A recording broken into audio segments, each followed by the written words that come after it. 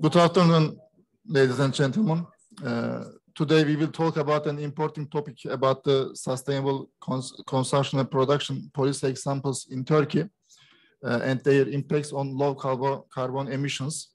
And we will give some examples about the eco-labeling and the life cycle assessment studies in Turkey.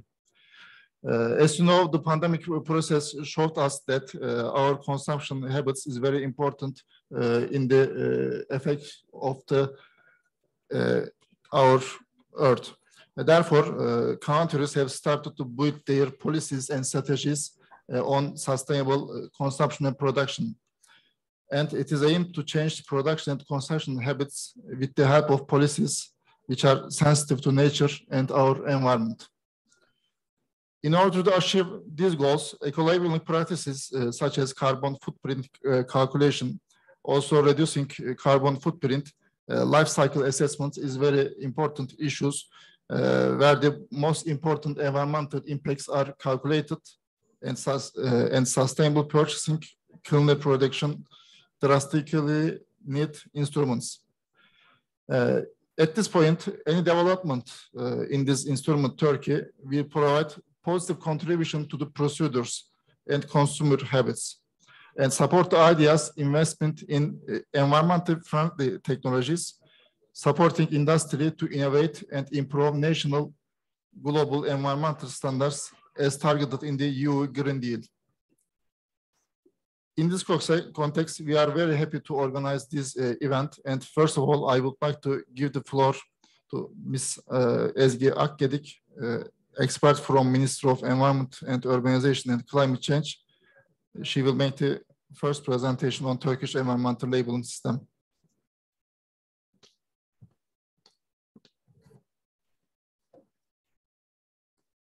Okay, good afternoon, dear participants. I welcome you on the behalf of Ministry of Environment, Urbanization and Climate Change. Let me introduce myself. My name is Ezgi Akgedik. I'm working as an expert at the ministry. I'm responsible for enforcing eco-labeling practice. Today's agenda is very busy, so I will keep to try my presentation short. I'm so excited to speak to eco-labeling in Turkey, Turkish environmental labeling system. I would like to outline my presentation. Firstly, I will inform about environmental labeling, and following that, I will explain Turkish environmental labeling system and product and services group in the system. And following that, I will look at the implementation of the system and labeled companies and products. And finally, of course, we will talk about our system's goals.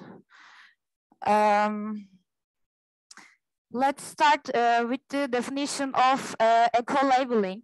Eco-labeling is a voluntary, participatory and market-based tool method of environmental performance certification, and it's also eco-labeling provide us with reliable information with environmental performance of product and services, and also it promotes products and services having a low environmental impacts in states from raw material to disposal. And also eco-labeling supports sustainable production and consumption patterns by encouraging organizations which carry out environmental friendly process. In the system, the generally intended principles are energy efficiency, reducing the impact on climate change, natural resource management, protection of human health, restricting the use of hazardous chemicals, and wastewater recycling and waste recycling, protecting of biodiversity, and finally, transparency in environmental information. Sorry. Another important role of the eco-labeling practice is prevent greenwashing. Greenwashing is the process of conveying a false impression, and it also shows misleading information about how a company's products are more environmentally.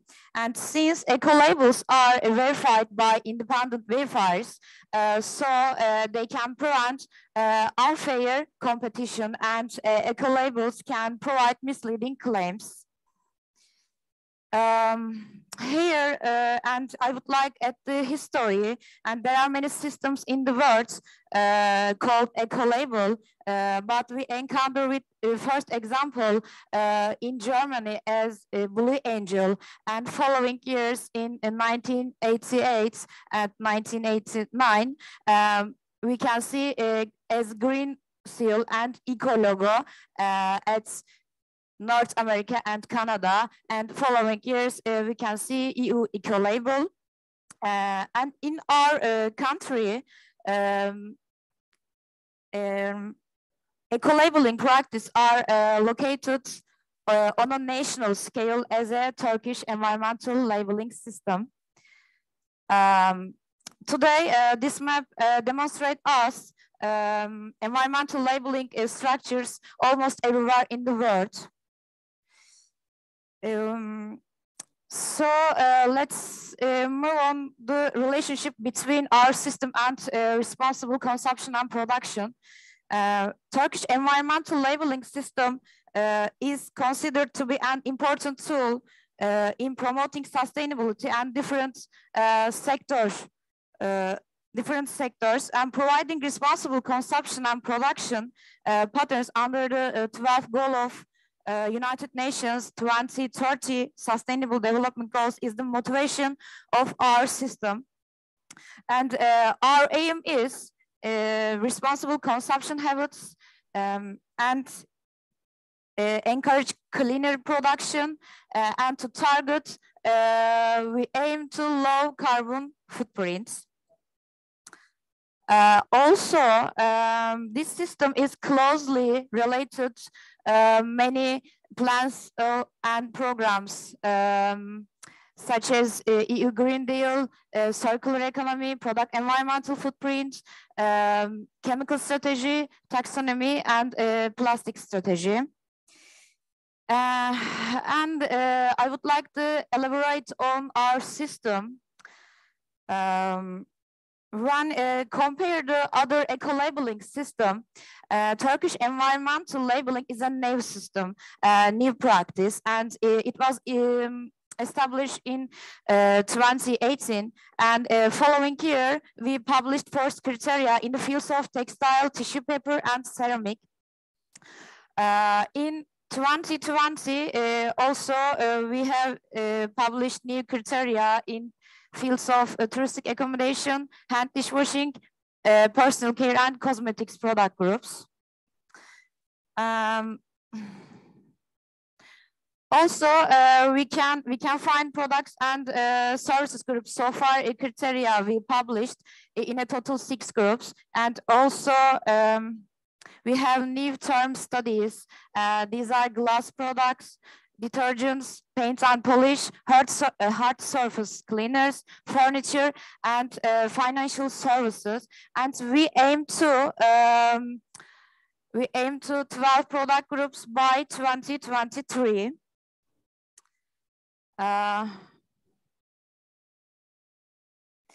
Looking at the structures at the system, there are 3 main structures, and Technical Evaluation Committee, Environment Label Board, and Turkish Standard Institution. First and second are responsible for developing criteria, and third one is Turkish Standards Institution, responsible for the selection of the verifiers for committee and verification of the applications. And of course,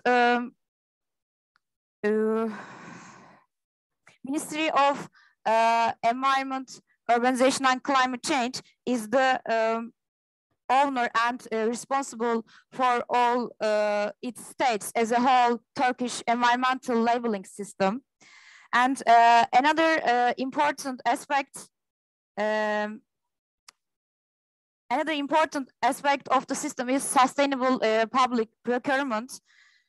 In this scope, a protocol was signed between our ministry and General Director of the State Supply Office, and we aim to promote environmental label products. Let's shortly focus on our systems process, but this and next slides, more detailed information included in environmental label regulation, but I will mention briefly, and developing criteria and verifying applications are two main processes in our system. But I would like to state an important point in the criteria development process. Criteria are developed based on ISO standards 14,040 and 44, and by doing life cycle assessments at all states from raw material procurement to end of useful its life. With the LCA, with the life cycle assessment, the hotspot environmental impacts in the product and services are determined. Environmental label criteria are determined according to life cycle assessment of that product and services. Regarding verification process is competent body, Turkish competent body is Turkish Standards Institution. Firstly, before the applicant has an environmental label, it's reported by TSE. The report is about that the criteria all the application meets all criteria. If all criteria are confirmed and the application pays an application fee and sign a contract between our ministry and then applicant and then the company's product and services is entitled to Turkish environmental label for 4 years. This chart shows a summary all process: application, verification, contract, label use, and finally tracking. So now we have come to licensed companies and products, and Deniz Textile is textile category, and Vitra and Yurtbay Ceramic in fields of ceramic category. Have had environmental label products in 15 sub-products. Since Turkish environmental label is a new system and worldwide pandemic has been effective, environmental labeled products may be few in number, but there are other companies that are currently in the verification process. Probably they will have environmental label, Turkish environmental label, and especially the effect of EU Green Deal and ratifying of Paris Agreement in our country. The Turkish environmental labeling system is getting more active. And the last part of my presentation, let's list our goals. And firstly, we are planning to become a global eco-labeling network as an association number, firstly. And then we aim to increase the number of published criteria to 12 by 2023. And we target to increase the number of license holders, and we plan to raise public awareness of the environmental labeling system. And of course, we also aim to establish and development incentive mechanisms. And thank you for attention. Thank you for listening. That's all from me. Thank you. Okay. Thank you very much, Ms. Akgedik. Yes, also I worked in this department as a division chef in eco-labeling, and it is really very interesting subject. For example, you can consider every stage of the production, packaging, production stage. For example, you should consider the how can I say, all, for example, hazardous chemicals is forbidden in the eco-labeling, and such kind of issues, all issues considered in the scope of the eco-labeling. But in this subject also, there is a global eco-labeling network in the world, and the chairman of the Global Eco-Labeling Network, Mr. Björn Erik Lon, is here, and now he will make his presentation regarding reducing carbon footprint by eco-labeling and sustainable purchasing concepts. Yes, Mr. Lon, the floor is yours. Thank you. Thank you very much, and thank you for inviting me to this occasion to join also the Glasgow COP26 from remote Oslo. I will talk very shortly about focusing on the possibilities that we have in eco-labeling, type 1 eco-labels in comparison to other environmental information, and much of the was in the previous presentation about the principles that we are following. I will talk about the credibility and how we use this holistic approach for green purchases, and stress here the holistic approach, including carbon and carbon footprint. There are different types of environmental statements, and what are then the characteristics of these type 1 eco-labels? The market value, it was showed here, the different product groups that are covered in Turkey.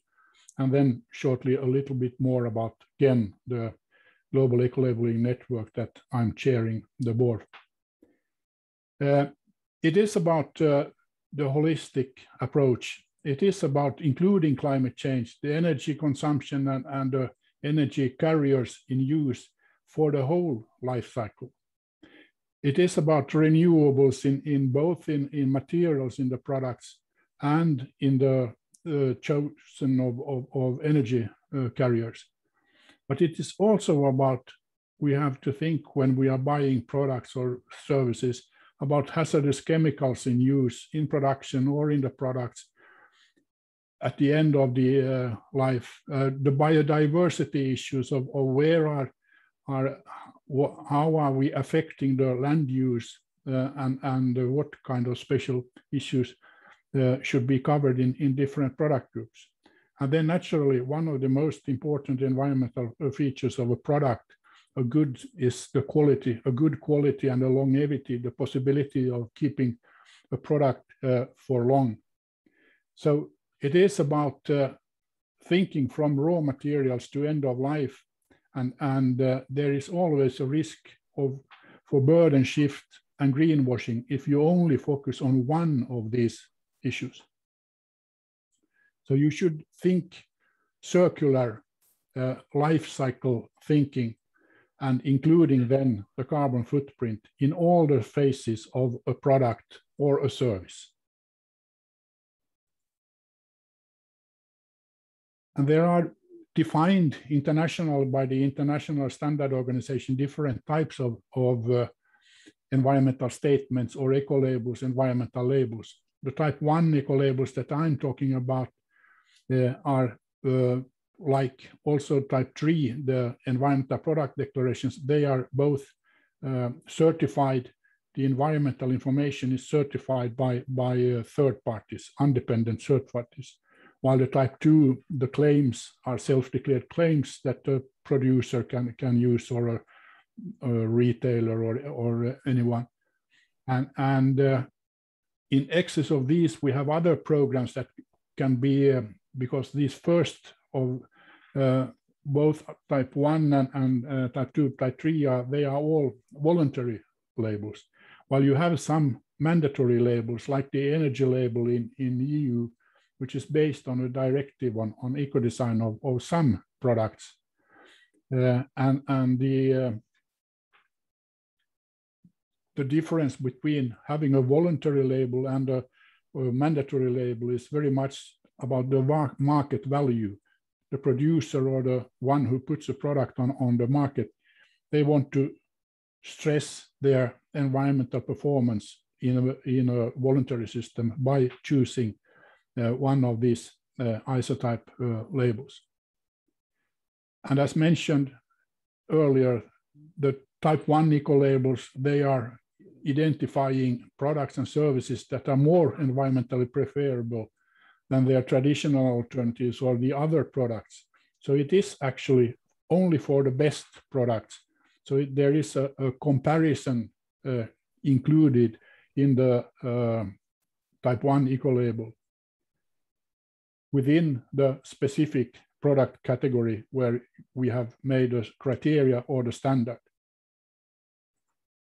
To be very precise, this is the citation from the ISO 14024 standard, which is the standard that declares or states the principles and the guidance for a type 1 eco-label, which is the basis also for the members in global eco-labeling network. Here is the voluntary, it's multiple criteria based in a life cycle perspective. It's not only a single issue. It's third-party verified and third-party developed standards. And that license gives then the producer or the licensee the right to use the label on the product, which shows that they are better environmental performance from those products than within the specific product category. And this is all based on life cycle considerations. So in the marketplace, this is to bring confidence and clarity in the environmental information. It is to show the best environmentally most sound products among the most sound products. Still being voluntary, it doesn't mean that there might be even better products, environmentally better products on the market. But if the eco-label has gained a position in a market, then naturally the best performers are choosing this as a tool for informing both the consumers and the businesses, including public procurers, that this is the best products. This gives also the procurer officers the information needed to have relevant environmental requirements in the different processes of public procurement, including carbon footprint issues with the environmental or the energy consumption and the energy carriers to be chosen. And the way the construction of type 1 eco-labels are, it is good enough as proof in green public procurement. This is the right approach with the life cycle approach with the third-party verification and an independent standard development, which gives it a position unique in a way among these types of eco-labels or types of environmental labels towards the legislation on public procurement. But it helps also consumers to see these products on the shelf when they are looking for their everyday products. This is a standardized definition of green, and we have based that on scientific knowledge as good as possible.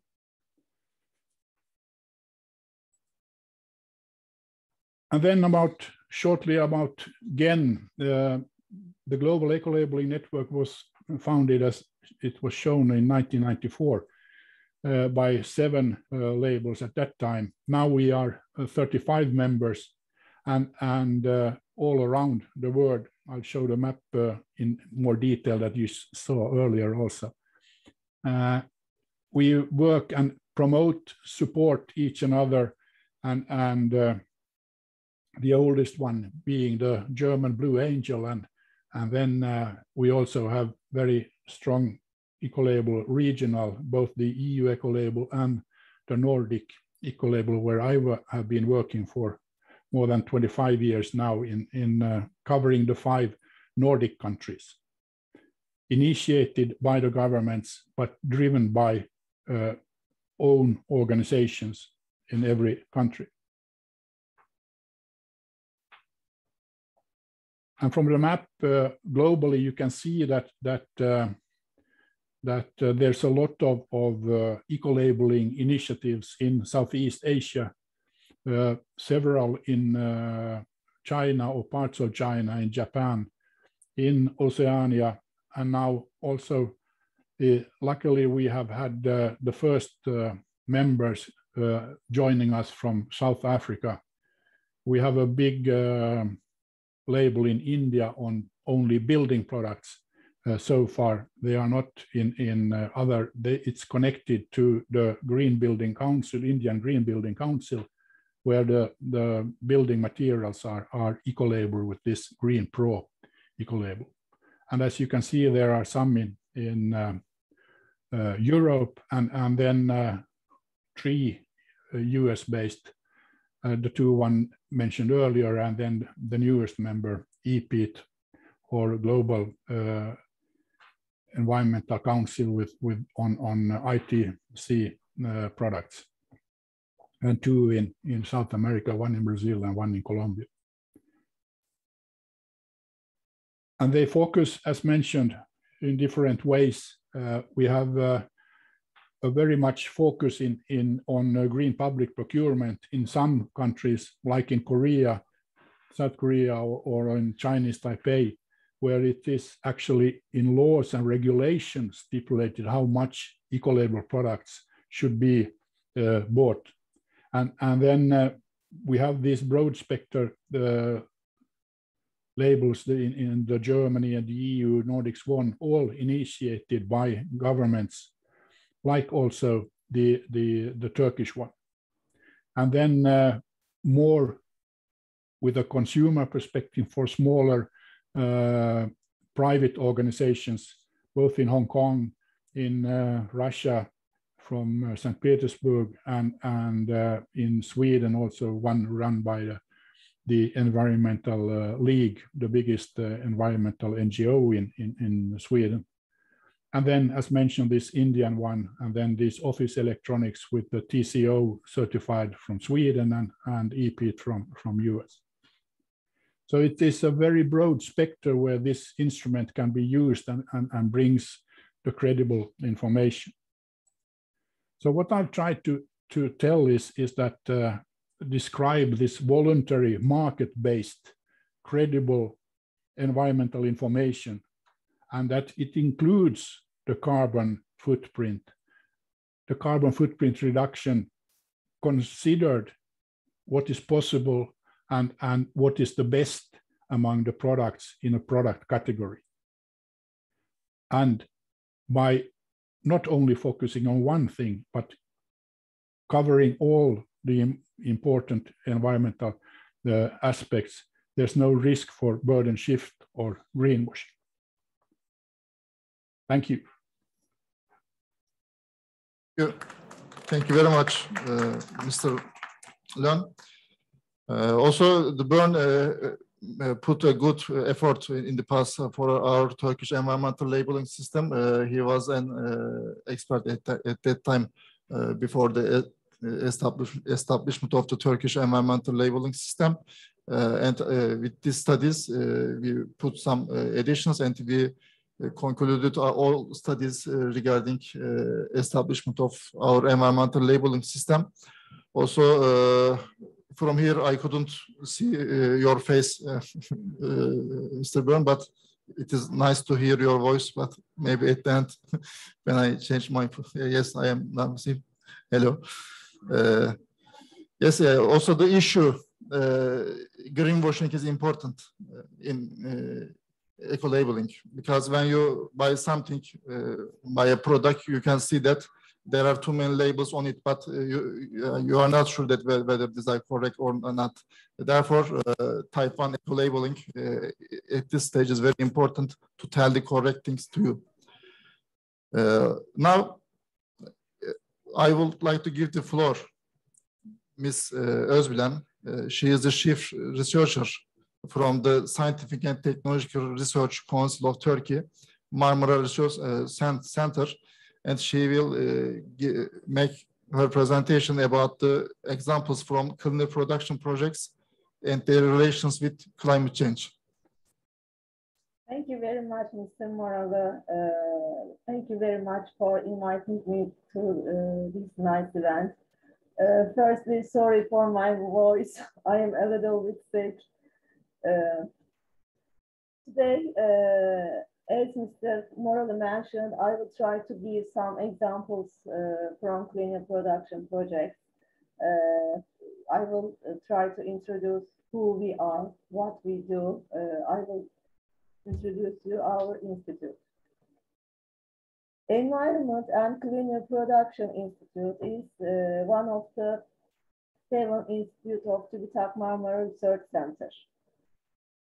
There are approximately 100 staff, 24 laboratories, and 1 research ship. As you see from this slide, we have researchers, research support, administrative personnel, and crew. We are carrying out our projects and all other activities under research areas, under strategic business units. There are 5 strategic business units. As you see, cleaner production is one of them. And today we will talk about the projects about cleaner production and the activities we carry out. We have also air quality management business unit, marine inland water, solid hazardous waste and solid management, and wastewater management strategic business unit. We are mostly making our activities under three main groups. This is education, training, workshops, and membership group. The other one is project management. I will talk from next slide. We are carrying out our project for the ministries, for the public sector, private sector, and we are completing our project. The other activity is technical support and counseling. We are making technical support to industries.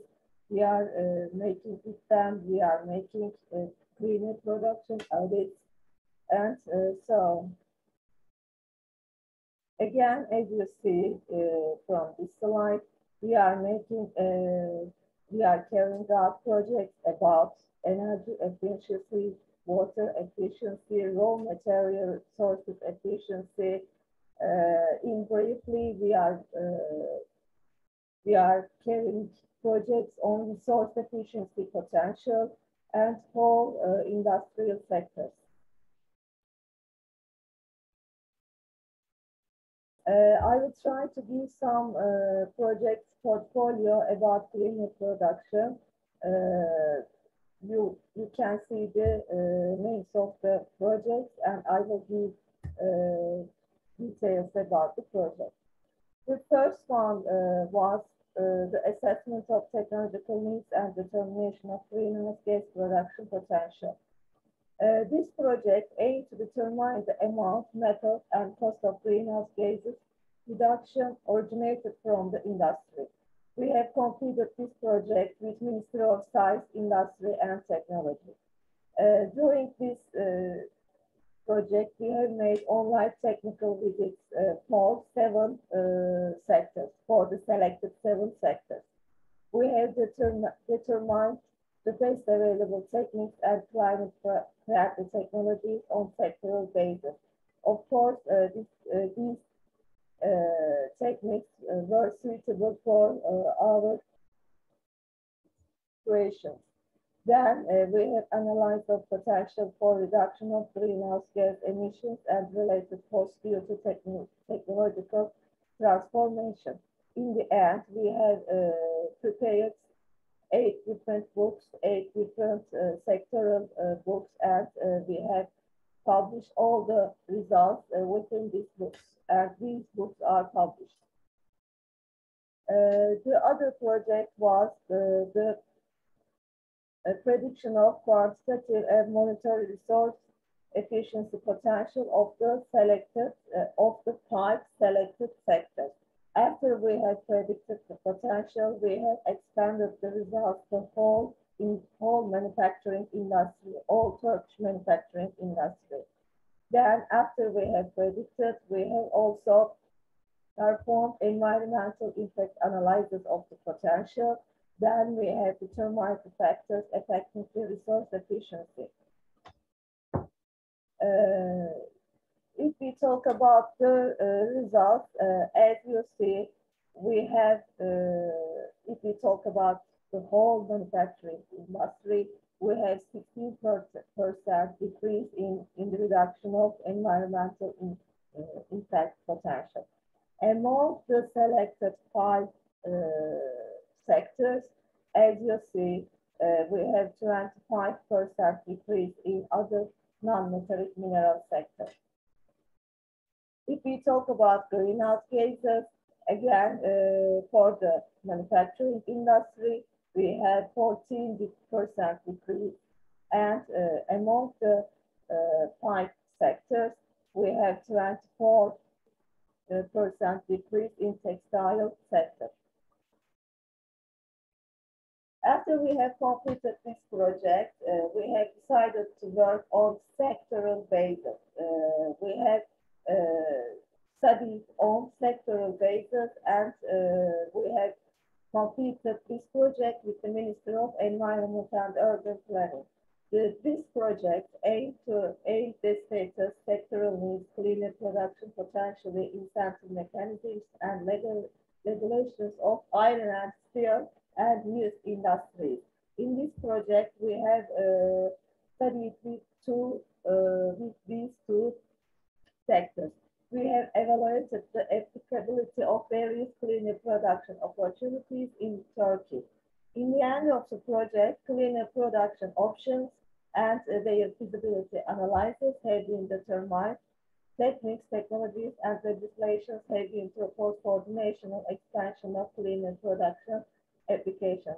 As you see here, we have prepared 2 documents for the iron and steel and used sectors.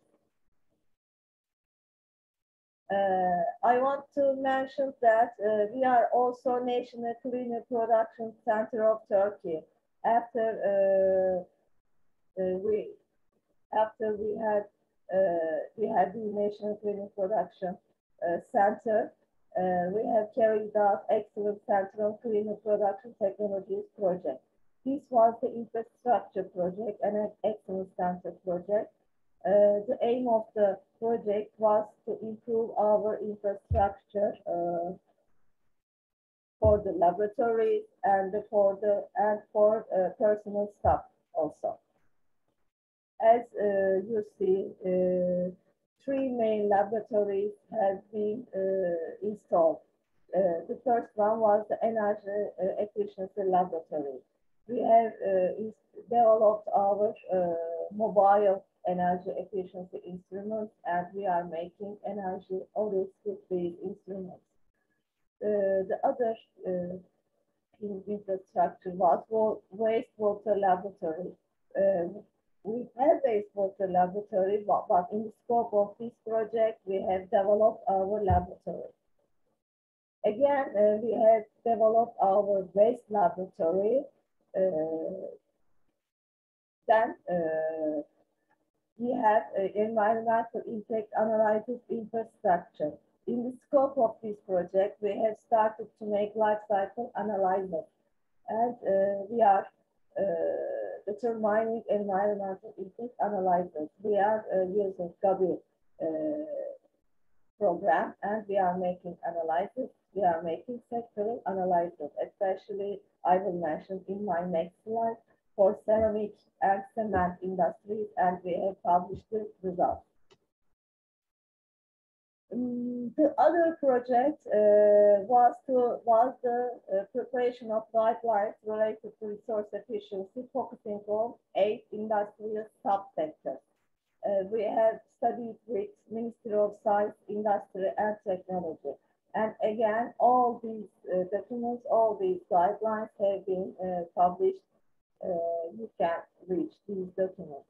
The sectors, the sectors was textile, ceramic, concentrate products, manufactured fertilizers, fruit and vegetables, that was a subsector, manufacture and processing of other glass, including technical glassware, basic iron and steel sector, and again the subsector of food sector, cacao, chocolate and sugar. All the results, all the resource efficiency potentials, all the best available techniques for these sectors, and examples for cleaner production projects have been presented with the scope of this project. Mr. Aytekin will mention more detail about this project. We are working with Aytekin and her colleagues.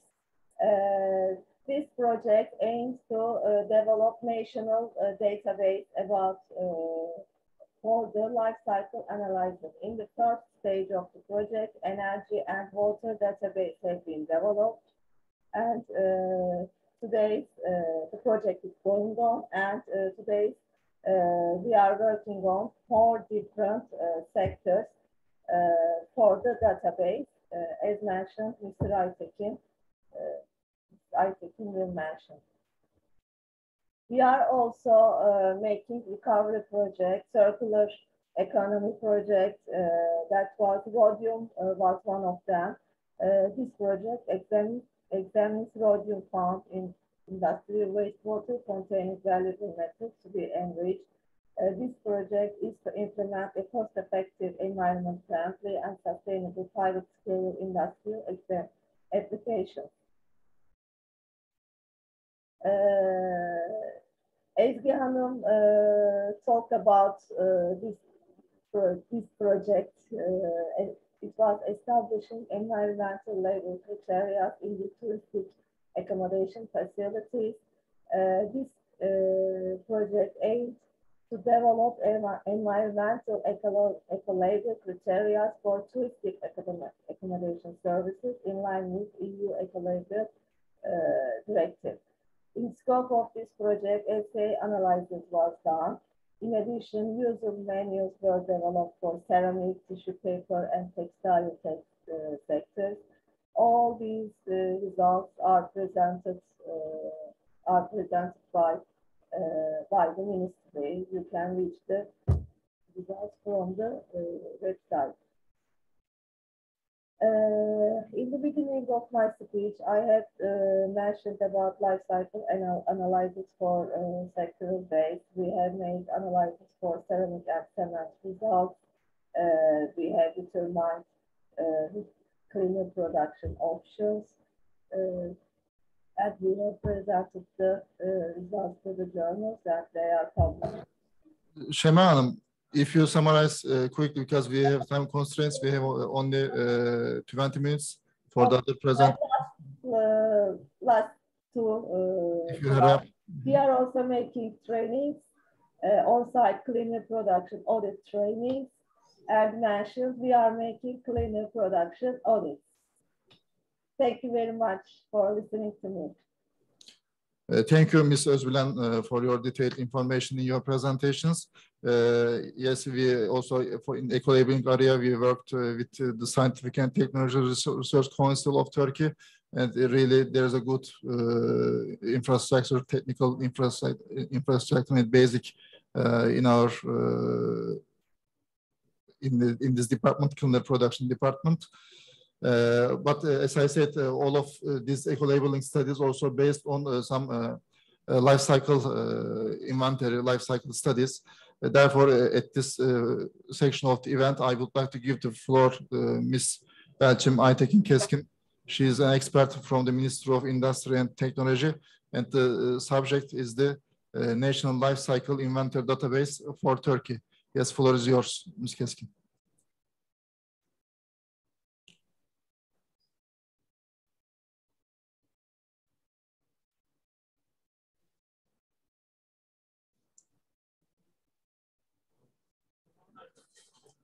Microphone, can you open your voice or microphone, Ms. Keskin?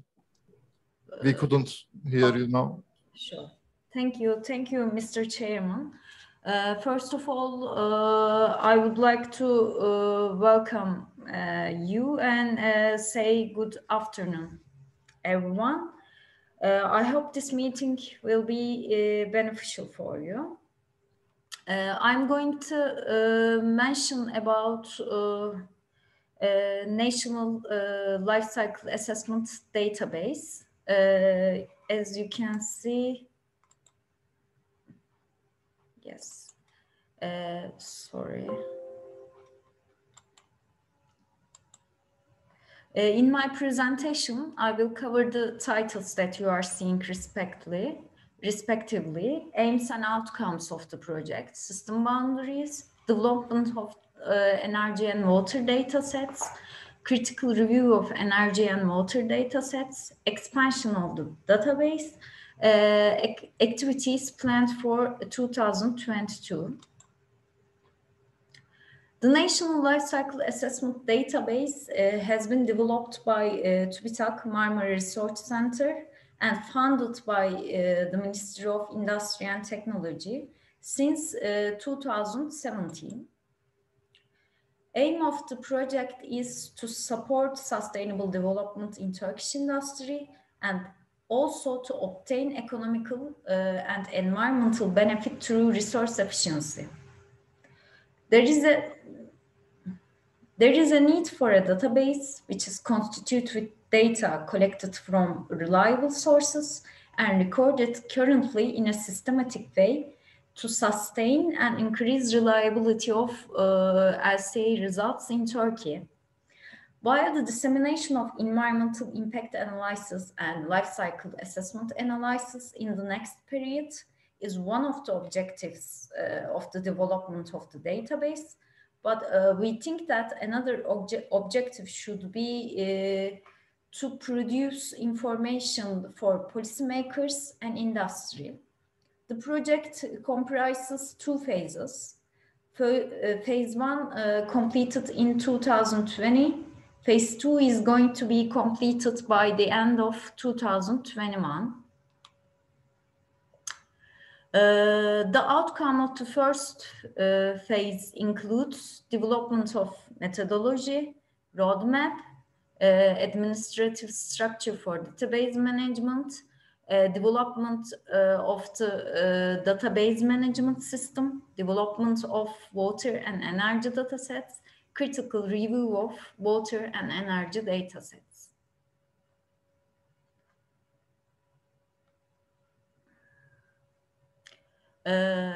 System boundaries. System boundaries were applied as cradle to gate. As you can see on the slide, energy datasets includes raw material extraction, transportation of raw materials, construction of power plants, operation of power plants, transmission, and distribution.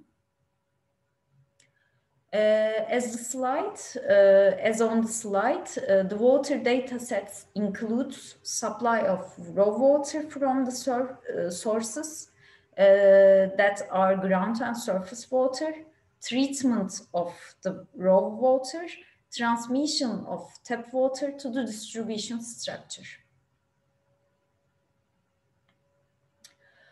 This slide presents overview of database and data sets based on 2018 data.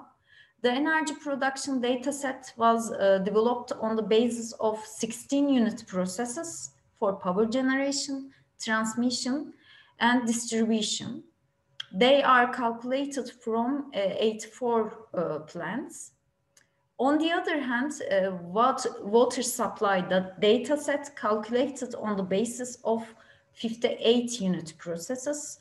I would like to emphasize that water data sets includes 25 river basins.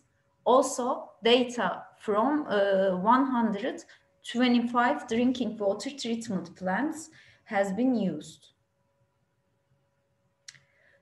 Electricity mix dataset represents the Turkish electricity production mix. As you can see on the slide, it includes 9 units and aggregated electricity processes from different sources, such as coal, natural gas, hydro, geothermal, wind, and so on. Water supply dataset represents the Turkish water supply mix. It reflects country-specific situation in Turkey. Types of treated water are classified as tap water, desalinated water, and processed water. The raw water sources of the mentioned water types are surface water, groundwater, and seawater. On the right slide, you can also see all kinds of water supply unit processes. Dataset documentation was performed in compliance with ISO 14048 standard for each unit processes as OpenLCA documentation files. Data quality assessment of the flows has been realized according to pedigree matrix. The developed data sets were reviewed and approved by independent single reviewer considering ISO 14044 requirements. Second phase of the project has been started in March 2021 and planned to be completed at the end of this year. To enrich the national database, 4 product groups were determined, namely steel, cement, lime product groups, and freight transport services. Finally, I would like to mention about the activities planned for 2022. In 2022, LCA database will be expanded. A national LCA platform will be established. Expanding the database to disseminate LCA results in Turkey also has been included in Turkey's Green Deal Action Plan 2022. Thank you for your attention. That's all. Thank you, Ms. Keskin, for presenting this information about our national life cycle inventory. And in order to use the time effectively, I give the floor directly to Professor Dr. Nilgün Kırancılı. She is the founder and the director of Sustainable Development and Clean Production Center and lecturer in the Boğaziçi University. And the subject is the life cycle assessment applications considering eco-labeling criteria and climate change. Yes, Ms. Childs, the floor is yours. Okay, thank you very much, Mr. Chairman. It's a great honor to have a place at COP26 Glasgow, Pavilion of Turkey. I'm very happy to carry out a presentation on the relationships of LCA and eco-label and other technical terms. Actually, concerning sustainable production and consumption patterns, there are quite a variety of different terms that are being used. Mostly dealing with the pollution prevention strategies, these terms have the baselines with the ones developed in 1970s, especially in Nordic European countries and Germany. So similarly, the terms, terminology have been upgraded, and now we have the new terms. that we mostly deal with life cycle assessment approach that covers from cradle to grave, or from cradle to cradle approach that covers raw material extraction, distribution, manufacturing, consumption, and then again dealing with this, collection of the waste, management of the waste, and then keeping them in the circular economy to keep those recyclable wastes or recoverable waste in the system. So when we are carrying out these studies, we are different types of reports that we have to consider, like a Green Deal that has been published nearly 2 years ago, covers sustainable industry that has been declared that only 12% of the recycled material has been used in the industrial processes. And then we are also aware that the raw material extraction starting from 1970s, that's why I'm focusing on 1970s, have been tripled since 2017. So concerning the raw material extraction, processing, manufacturing issues, and food processing issues, the GHG concentration has been doubled, and we have huge amounts of biodiversity losses in our earth. So from that point of view, we have to focus on sustainable transportation, sustainable industry, climate change action plans, circular economy issues. ISO standards are helping a lot about the standardization of this life cycle assessment, together with the CTAC, Society for Environmental Toxicology, originating from United States, providing us the scientific background. So the data that we require at these stages are of great importance, that the data consistency or transparency, activity, completeness, interchangeability, reproducibility, and representativeness of the data is very much important. I have to speed up to save our time.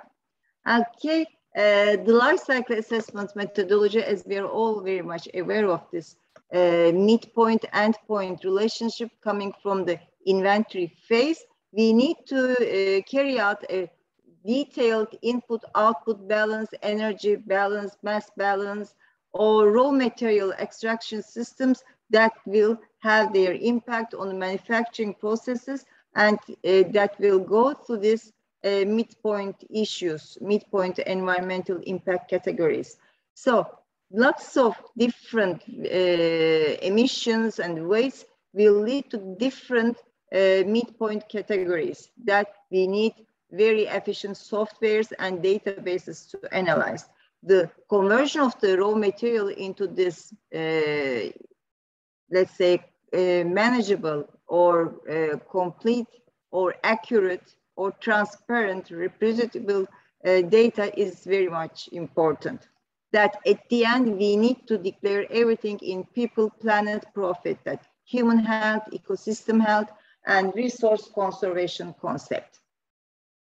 So let's move to some examples, how we can combine the textile industry, for example, the eco-labeling and life cycle assessment applications. How can we combine them?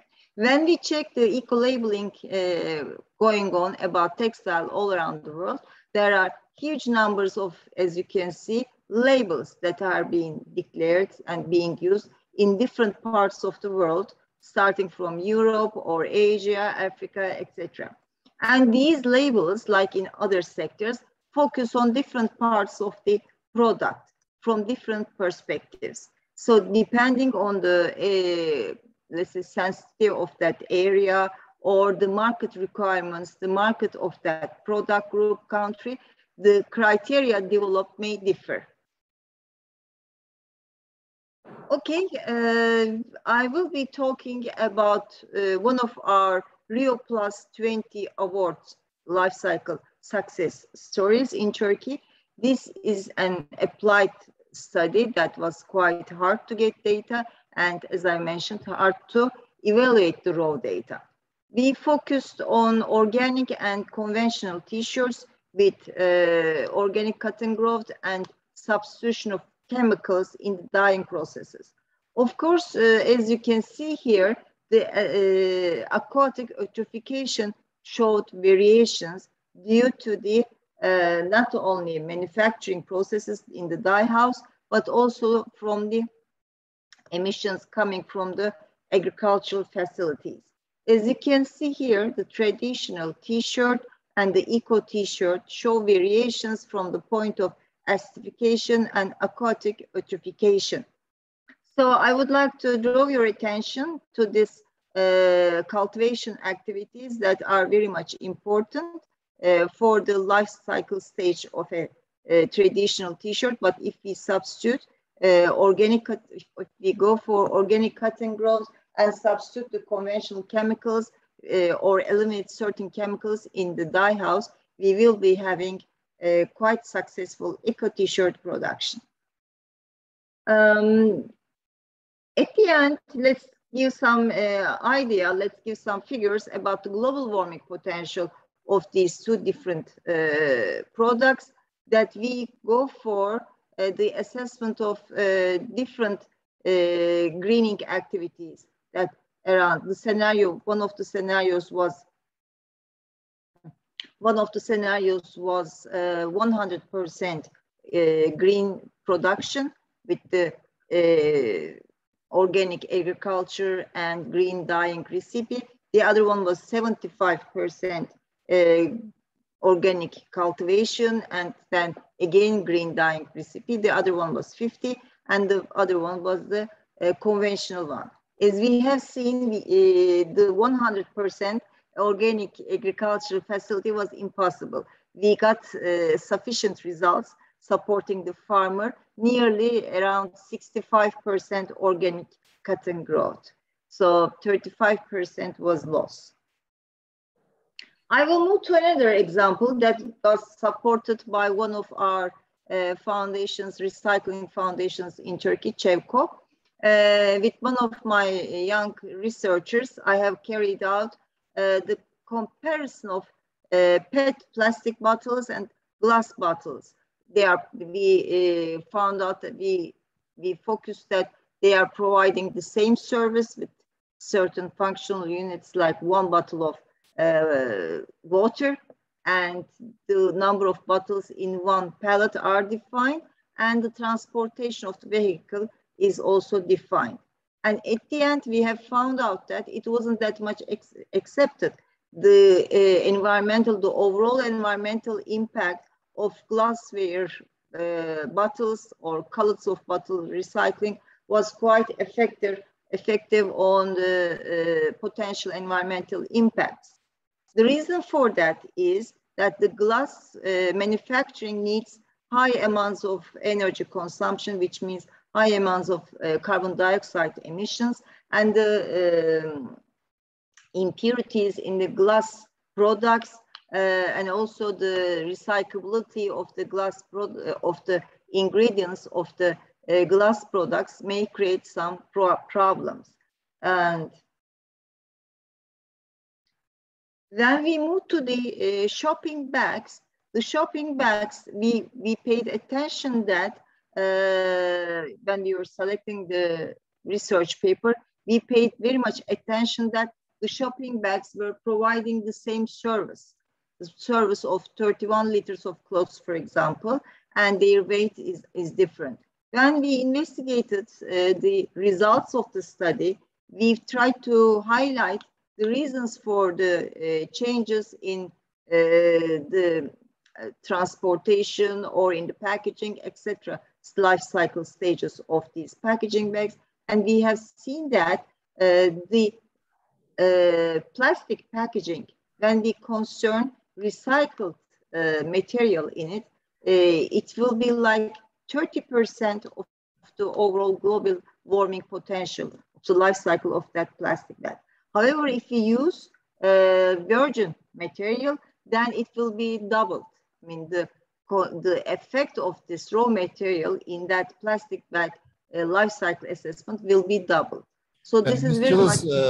sorry to interrupt, I'm really sorry, but we have a very limited time here. Therefore, if you finalize your presentation, nice presentation, within 2 minutes, because I will have to give the floor to Ms. Arıkan for her presentation, because at 3:30 there will be another event here.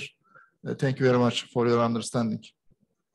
Thank you, but I can finish it in 10 minutes. I had 10 minutes time. Anyway, I will try to shorten. And I will be talking about the disposal methods for plastic products, again, that we have carried out at our university, for polystyrene and polyethylene products that after pollution prevention recycling applications concerning recovery applications, polystyrene was supported by pyrolysis process and polyethylene was supported by incineration process because of the monomer ingredient.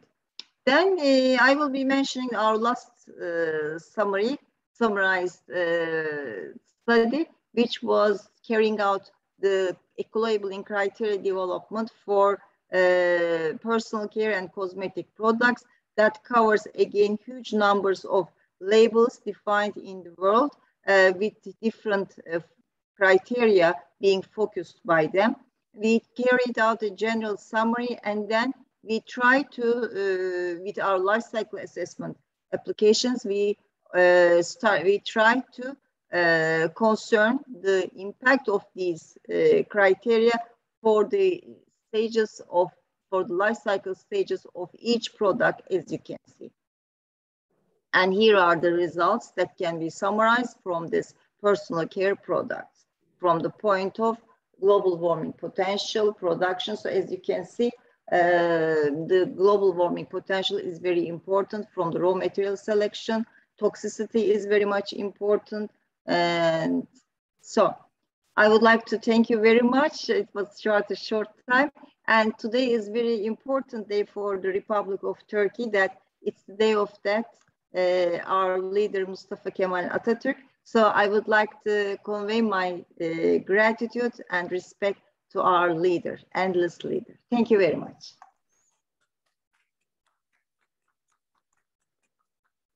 Thank you very much, Ms. Chillis, for your kind presentation. And again, sorry to interrupt due to time limitations. Now I would like to give the floor to Ms. Aslan Arıkan. She is the General Secretary of Turkish Packaging Manufacturers Association.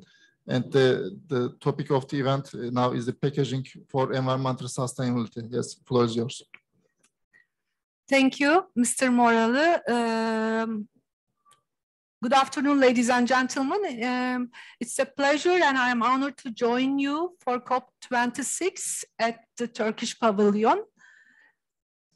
The content of my presentation will include all these topics related to the packaging with environmental packaging for environmental sustainability. Let me start with the raw material consumption. World has limited resources and disposal areas, and more than 90 billion tons of raw materials enter the economic system every year. According to OECD, this number will be more than 167 billion tons. And around 60% of waste ends up in landfills. The current economic model is take, make, dispose. But if we consider the consumption rate of raw materials and disposal areas, we should embrace the new economic model, which is the circular economy, basically make, use, and recycle, so that we can protect our environment and conserve the resources. Waste hierarchy sets out most favorable to least favorable options for waste management. And today, reduction, reuse, and recycling are the most favored options fitting for the circular economy. Prevention means fewer raw material and lower energy consumption, which is the positive contribution to the economy. Less fuel consumption during transportation, that is less greenhouse gas emissions. And finally, the cheaper products placing on the market which is the positive contribution to the purchasing power of the consumers. So how we prevent packaging waste formation?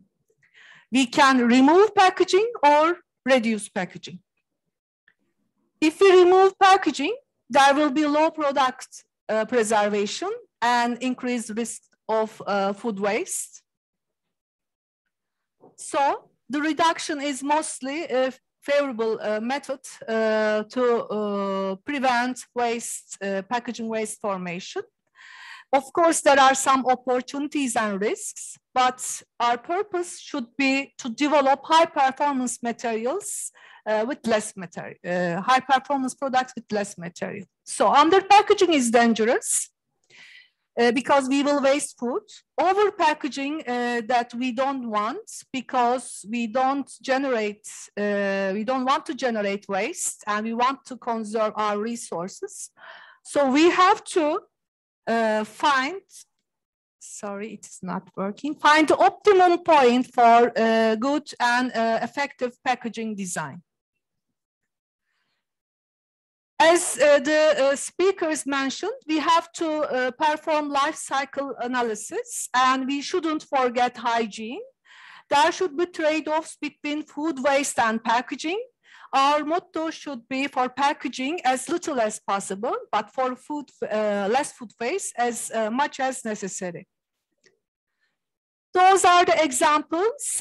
For 30 years, we have been lightweighting, reducing glass packaging amount, PET bottle weights, and aluminum and steel can weights for many years after plenty of research.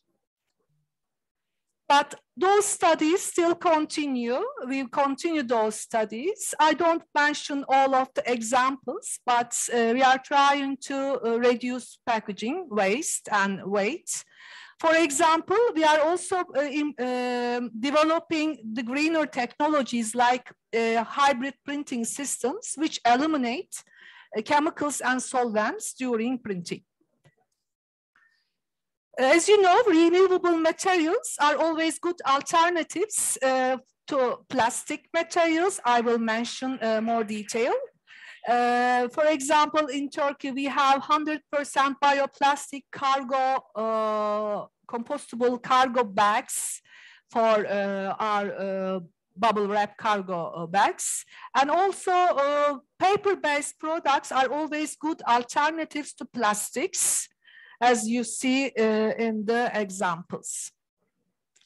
Yes, we don't want to waste food, but also we have a problem which is called plastic waste pollution.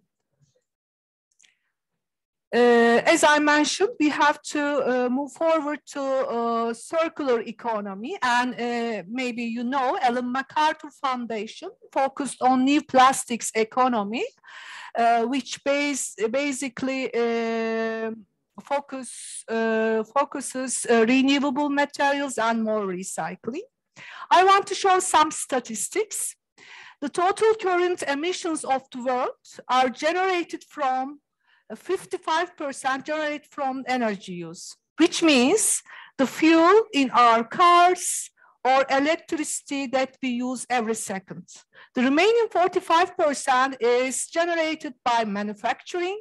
So for the zero emissions in 2050, we have to convert this 45% to circular economy. We have to recycle all of the waste, material waste, let me say. We see symbol on plastics, but that recycling symbol means all plastics are recyclable. No, some plastics are easily recycled and some are not recyclable. Recycling should be the last line of defense, and when we do recycling, we will save energy, raw material consumption, and we will eliminate carbon dioxide emissions. And we have very good products in Turkey, like 50% recycled content water PET water bottles now on the market. And we have many products being easily recyclable. And also some unrecyclable plastics like PVC is replaced by almost totally PET because PET is recyclable material. And we are also measuring our carbon dioxide emissions as you see in the slide. I'm sorry, I can't mention all of them because of the time. But this table is important. It is prepared by measuring carbon dioxide emissions after recycling the material for all type of materials: steel, PET, glass, carton board, and aluminum. The analysis were done by the companies and some institutions. As you see, when we recycle material, we are also eliminating carbon dioxide emission. Unfortunately, current recycling system is mechanical recycling, and there are downcycling technologies. We need new technologies for upcycling products, as stated in the circular economy. Therefore, we need for incentive funds for this transition. This is a good example from Turkey. It's a chemical recycling of PET waste. And we have, as I mentioned, recycled PET content in our packaging almost 50%. And we have 2 factories in Adana, 2 different companies. As Professor Nilgün mentioned, this recycling process generates less carbon footprint compared to the original PET production. I will summarize our legislation related to recycling. We have zero waste management system in Turkey. All municipalities will establish at least 2 separate collection systems for recyclables and other waste. And also we have mobile waste collection centers. Number of the mobile waste collection centers are increased in these days. Our target is by 2023, we will have 35% recovery in Turkey with the zero waste management system. And a mandatory deposit system for single-use beverage bottles in Turkey, having targets as 90% separate collection by 2025. With a mandatory deposit system, we will have good quality recyclable materials, and also it will lead less greenhouse gas emissions. Finally, we have packaging taxes, not only for plastics, to all materials, glass, carton, metal, including plastic bags. And this tax amount is updated every year. And this is a good example, and Ms. Professor Nilgün also mentioned the very good example for sustainable consumption. Plastic bags are sold in supermarkets, shops, and retailers with the unit price of 35 Turkish penny per piece. And consumption decreased 75% in Turkey. So it was observed that the contribution of Turkish consumers' habits has been very high, and our solution is reusable bags. I will conclude my presentation. Packaging has many requirements, but as we all see, protection against external environment became the most important packaging requirement because of the pandemic. But we have to rethink, redesign, reduce, reuse, and recycle packaging. And there will be always packaging and there will be always plastics packaging as well, because we want to save food. Monomaterials and more recycled content will become very important in the future. During the pandemic, we stayed at home, did online shopping through small screens. So packaging and logistics will be the key industries in the future. On the other hand, as e-commerce grows, there is also a packaging waste problem regarding e-commerce packaging, as you see on the slide. So we have to think and redesign those e-commerce packaging as well. Consumers demand increase in life expectancy, and we believe that increase in life expectancy can be achieved by packaging. So there is no way back from packaging. Let us redesign and use it properly, and let us save our planet together. Thank you very much for listening to me. Thank you. Yes, thank you very much for your really interesting presentation. I have learned too many things with this presentation. Yes, with this final presentation, we finalized our event, and it was really my pleasure to discuss such interesting and technical topics regarding the eco-labeling, also regarding the sustainable purchasing concept and the life cycle assessment studies. Now, I would like to ask the participants whether there are a question or not.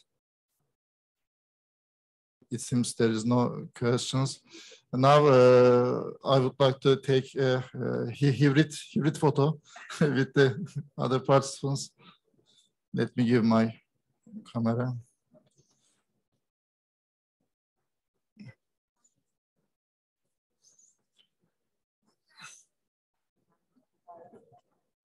Nasıl yapalım? Şöyle.